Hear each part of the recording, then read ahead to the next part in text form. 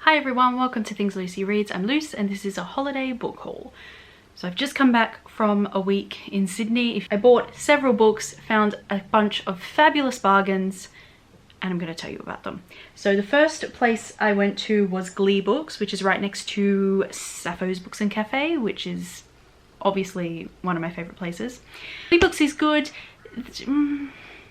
I have a few feelings about this bookstore, not least because it's very well stocked and the range is incredible, but it does not have a romance section, and that tells you everything you need to know. It's a good bookstore. It has a secondhand section upstairs. When you can get a bargain there, it's always a really great bargain. The poetry range is incredible, but it is more than a little bit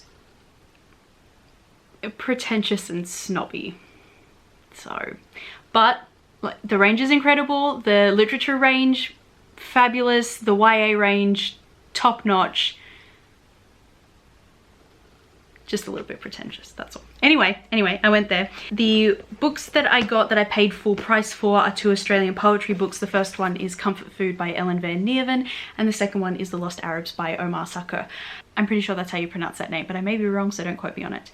I recently read Ellen van Neerven's other collection of poetry called Throat, and I absolutely adored it, and I was really excited to read more of their work because I think it's just going to be just incredible across the board. And Omar is an Arab Australian poet, a really good person to follow on Twitter. I've been wanting to read this book for a really long time, and it's just taken me a really long time to actually pick it up, but they had it at Glee Books, so I thought, why not? And the last book that I picked up at Glee Books is Luster by Raven Leilani. Tiernan read this fairly recently, made it sound really good. A bunch of other people have read it, had good things to say about it, and it was on the sale table for $7.95, down from $32.99 or something like that. So I couldn't leave it there, I had to bring it home, so I did that. And then we went next door to Sappho's, which is where we had lunch, and it was absolutely delicious. And I picked up 3 books while I was there. And my good friend Carthel works there, so that's always a good time. Picked up some books from there. 2 of them I think were actually there when I went there in 2019. And then they were still there again, so I picked them up because it seemed like the right time. The first one is My Sister the Serial Killer by Incan Braithwaite.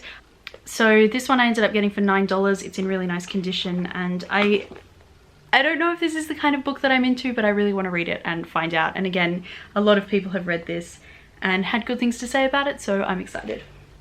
And then the next book that I picked up is In a Dark Dark Wood by Ruth Ware, and this one I got for $8. And again, everyone and their mother has been reading Ruth Ware. I've never read a Ruth Ware book because I don't go in much for thrillers, but I would like to change that. And the 2 Ruth Ware books that I'm really interested in are this one and The Turn of the Key. So when I saw that this was there, I obviously had to pick it up. I'm excited to finally be able to read it. This one has something to do with the, like, that rhyme. I don't know if you'd call it a nursery rhyme, but like, in a dark, dark wood, there was a dark, dark house. In the dark, dark house, there was a dark, dark room. And in the dark, dark room, there was a dark, dark cupboard. And in the dark, dark cupboard, there was a skeleton. But yeah, very excited to get in on the Ruth Ware party and find out how I feel about her. I think even if I don't like this one, I will still give The Turn of the Key a go, but I do want to read The Turn of the Screw first, so bang. We'll see how we go with that one. And then the last book that I picked up there was also $8, and it is All the Murmuring Bones by A.G. Slatter, who also writes under the name Angela Slatter. I recently read Angela's book Vigil. Previously I've read A Feast of Sorrows, which is like fairy tale retellings. Really enjoyed both of them. Really enjoy her writing style. This one is her newest one. I was a bit surprised to see it there, but obviously very happy for the bargain. I have no idea what it's about. It will be some kind of fantastical, enjoyable something based on what I've read of Angela's work previously. And then the next place I went was Kinokuniya for the first of 3 times. Just as I walked into Kino, an announcement came over the PA to say that their FPOS system was down and they could only take payments in cash. And then there were these 2 guys walking in front of me, and they just kind of gave each other the most unimpressed looks you've ever seen. Like, they just turned to each other like, oh, can you believe this? It was just the funniest thing. Anyway, I only had $20 in cash on me, so I couldn't buy the book that I wanted to buy, which I ended up getting like the next day. But I did get this one instead because it came to under $20. So it's To Be Taught If Fortunate by Becky Chambers. I recently read Small Angry Planet, adored it, very ready to read everything Becky Chambers ever writes. This one was $19.98, but I'm a member of Kino, so I got it for $17.98. And I actually owed my dad $1, so it worked out well because I could give him that $1 back. I don't really know what this is about, but I know that it's just going to be soft, enjoyable, friendship-based sci-fi, if Small Angry Planet is anything to go by, and that's exactly all that I ever want. So, very excited for this one. Also that day, we went to Dimmock's in George Street, and I exclusively bought from their clearance section, which had an absolutely incredible range, and I still can't believe I got these for so cheap. Anyway, let me pull up the story post that I saved so that I could remember for this video. If you follow me on Instagram, you've seen all these before, but we're just gonna do this anyway. Let me see. Okay, so first book on the pile is Alice Payne Arrives by Kate Hartfield. This is set in 1788, but it's like a steampunk kind of alternate history kind of thing. I got this one for $5 and the original price was $22.99. I don't really know much about this. I briefly looked it up on Goodreads. Someone said it was sapphic. That was all I needed to know. It was $5. I picked it up.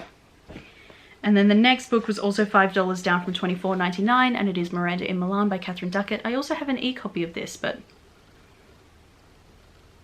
I'll buy it in paper as well. So this is a sequel to The Tempest by Shakespeare. And if you've ever heard me talk about Shakespeare before, I will have said that The Tempest is one of my favorites. We studied it at university and it was like really a high point, and my lecturer recommended to us the movie The Tempest with Helen Mirren and Ben Whishaw and Felicity Jones, and it was just incredible. In the play, Prospero is a man, but in that movie, Helen Mirren plays Prospera, and I just really enjoyed it. This is the sequel. It's very queer. I think Cece has read this and liked it. That's all the recommendation I need, really, but like I'm down for it anyway, is what I'm trying to get at. And then the next book I picked up is The Mermaid of Black Conch by Monique Roffey, who is a Trinidadian born writer. This was $5 down from $20.99. I just recognized the title. It sounded interesting. A couple of other people have been reading it. It was on my radar and I cared enough to pay $5 for it, so I did that. And also because I don't think I've ever read a novel by someone from Trinidad before, and I would like to change that. And then the next book I picked up was $15 down from $29.99, and it is I'm Still Here, Black Dignity in a World Made for Whiteness by Austen Channing Brown. This is a memoir. It's been recommended a lot. It was only $15 and I'm very excited to read it and just expand my horizons a little bit. The next book that I picked up is The Cat and the City by Nick Bradley. This was $7.50 down from $27.99. When I read the back of this, it seemed like it would have the same vibes as The Cat Who Walked 1,000 Miles by Kij Johnson, which I read in January and adored. I talked about it in my wrap-up, link it up here. It's just about a cat who lives in Tokyo and goes around and, you know, meets people and how those people are connected to each other, and it just sounded really good, and for $7.50 I was willing to give it a chance. And then the last book that I picked up in that trip is Star Wars Allegiance by Ethan Sachs. I also have an e-copy of this, but this was $10 and it was originally $32.99, so I wasn't going to leave it there. It's been a little while since I've read a Star Wars thing, but I'm ready to get back into it. And then the next day, or it might have been the day 2 days later, I just went out on my own to do a couple of things. Thought I would end up somewhere, but actually ended up somewhere else. Not that I was lost, just that I thought I would be in a different place than where I was. I knew where I was, and I was at Central Station, so I decided to go into the city again, and I went to Kinokuniya again. Their FPOS was working today, so I was able to buy more books, which was good. So I picked up two, and they are The Galaxy and the Ground Within by Becky Chambers, which is the fourth in the Wayfarer series, which starts with The Long Way to a Small Angry Planet. This was the book that I originally wanted to buy, but it was $22.99, and with my membership discount it came down to $20.69, and I only had $20. So that was infuriating, but I went back and picked it up. Very excited to read some more of this series, and just like, I'm glad that I have it all and I can read it in one go now if I want to, but I'm also sad that this is the end of it, and I hope that it will be like Murderbot, where she goes, okay, I'm done. And then like 18 months later is like, do you know what? Actually, I changed my mind. Here's another story in this series. So one can only hope. And then the next book that I picked up in that trip is The Membranes by Chi Ta-wei, which was translated by Ari Larissa Heinrich. This is a very famous queer Taiwanese novel. I have been hearing things about this book for a little while now, but my friend Echo put it on their list for their like yearly book club. So I thought that I would pick it up since it was there and I was there. With my discount, it came down to $25.15. And then the next day I met up briefly with my pal Hayley. Unfortunately, we couldn't spend very much time together, but we did get lunch in the city, which was very nice. And then after they left to go do their other things, I went back to Kino and I picked up What Did You Eat Yesterday, Volume 15 by Fumi Yoshinaga. I have the rest of this series. I've been reading it on and off, and I would like to, at some point, sit down and read the whole thing. And I just really enjoy this. It's just a middle-aged gay couple living in Tokyo, coming to terms with their queerness in the case of one of them, and the other one just, you know, living their life, enjoying living with their partner. And it's centered around the meals that they eat together, and it's just really, really lovely, and I really enjoy it. So I picked this up because there was only one on the shelf, and I thought maybe they only have one. I didn't want to miss out on it, so I picked it up. And then, whew, the last book that I picked up, I got in the Dimmicks clearance section again. So this was $35 originally and then marked down to $10, but I had $6.60 worth of reward points, so I was able to use those. So I only paid $3.40 for it, and it is the Decameron Project, which was put out by the New York Times, which is a point in disfavor for this book, and it contains a story by Margaret Atwood, also a point in disfavor for this book. But some of the other authors in this collection were just absolutely incredible. Like, let me just show you this list. Some incredible names on here. And so the Decameron is a very famous classic book by a man called Giovanni Boccaccio, and it was written in 1353, and so that was the time of the Black Plague, and it's a collection of stories that were told to Giovanni by people who were passing through Florence while waiting for the Black Death to go away. And so this one, the Decameron Project, is a series of stories about COVID, like in a very similar vein. We're living through a plague, life is radically different, we're just, you know, trying to stay alive during it. And I just thought it would be really interesting. There are several authors in here that I haven't read that I'm really interested in reading. And yeah, I just thought that it would be an interesting read, and for $3, it was a good buy. Those are all the books that I bought while I was on holiday in Sydney. I feel like I did really good. If you've read any of these and you would like to let me know what you thought of them, absolutely feel free to do that down below. If you would like to just let me know that you were here, then leave me